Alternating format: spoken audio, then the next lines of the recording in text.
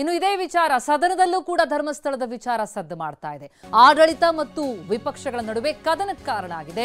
ಧರ್ಮಸ್ಥಳ ವಿಚಾರವನ್ನು ಪ್ರಸ್ತಾಪಿಸಿ ಬಿಜೆಪಿ ಶಾಸಕರು ಸರ್ಕಾರದ ವಿರುದ್ಧ ಮುಗಿಬಿದ್ದಿದ್ದಾರೆ.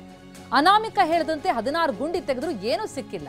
ಯಾರ್ಯಾರು ಬಂದು ಹೇಳ್ತಾ ಇದ್ರೆ ಗುಂಡು ಆಗೀತಾ ಇರ್ತೀರಾ, SIT ತನಿಖೆ ಮತ್ತೊಂದು ದಿಕ್ಕಿಗೆ ಹೋಗಬಾರದು ಹೀಗಂತ ಶಾಸಕ ಸುನಿಲ್ ಕುಮಾರ್ ಸರ್ಕಾರದ ವಿರುದ್ಧ ಆಕ್ರೋಶ ಹೊರಹಾಕಿದ್ದಾರೆ. ಮಾನ್ಯ ಅಧ್ಯಕ್ಷರೇ, ಸುನೀಲ್ ಕುಮಾರ್ ಅವರು ಬಹಳ ಕಳೆದ 12-13 ದಿನಗಳಿಂದ ಧರ್ಮಸ್ಥಳವನ್ನು ಕೇಂದ್ರವಾಗಿ ಇಟ್ಟುಕೊಂಡು ಅಸಹಜ ಸಾವಿನ ಕುರಿತಂತೆ SIT ತನಿಖೆಯನ್ನು ಮಾಡ್ತಾ ಇರೋದನ್ನು ನಾನು ಸ್ವಾಗತಿಸ್ತೇನೆ. ಸರ್ಕಾರ ಇದರ ಕುರಿತಂತೆ ಸತ್ಯಾಸತ್ಯತೆಗಳು ಬರಬೇಕು ಅನ್ನೋದ್ರ ಬಗ್ಗೆ ನಮ್ದು ಯಾರ್ದು ಕೂಡ ಭಿನ್ನಾಭಿಪ್ರಾಯಗಳಿಲ್ಲ.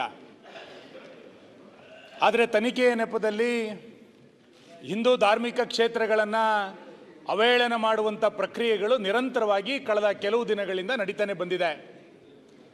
ಇವತ್ತು ಸಾಮಾಜಿಕ ಜಾಲತಾಣಗಳಲ್ಲಿ ಮತ್ತು ಕೆಲವರು ಕೊಡ್ತಾ ಇರುವಂಥ ಹೇಳಿಕೆಗಳನ್ನು ನೋಡಿದಾಗ ಇಡೀ ಧರ್ಮಸ್ಥಳವನ್ನು ಟಾರ್ಗೆಟ್ ಮಾಡಿರುವಂಥ ಪ್ರವೃತ್ತಿ ಬೆಳೆದಿರುವಂಥದ್ದು ನಮ್ಮೆಲ್ಲರ ನಂಬಿಕೆಗಳ ಮೇಲೆ, ನಮ್ಮೆಲ್ಲರ ಶ್ರದ್ಧೆಯ ಮೇಲೆ ದೊಡ್ಡ ಆಘಾತವನ್ನು ಇವತ್ತು ನಿರ್ಮಾಣ ಮಾಡಿದೆ.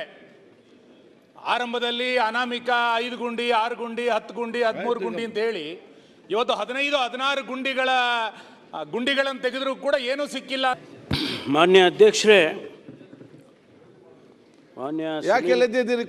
ಸುನೀಲ್ ಕುಮಾರ್ ಅವರು ಬಹಳ ಪ್ರಾಮುಖ್ಯವಾದಂಥ ಮತ್ತು ಗಂಭೀರವಾದಂಥ ಪ್ರಶ್ನೆಯನ್ನು ಇವತ್ತು ಶೂನ್ಯ ವೇಳೆಯಲ್ಲಿ ಎತ್ತಿದ್ದಾರೆ. ನಾವು ಸರ್ಕಾರ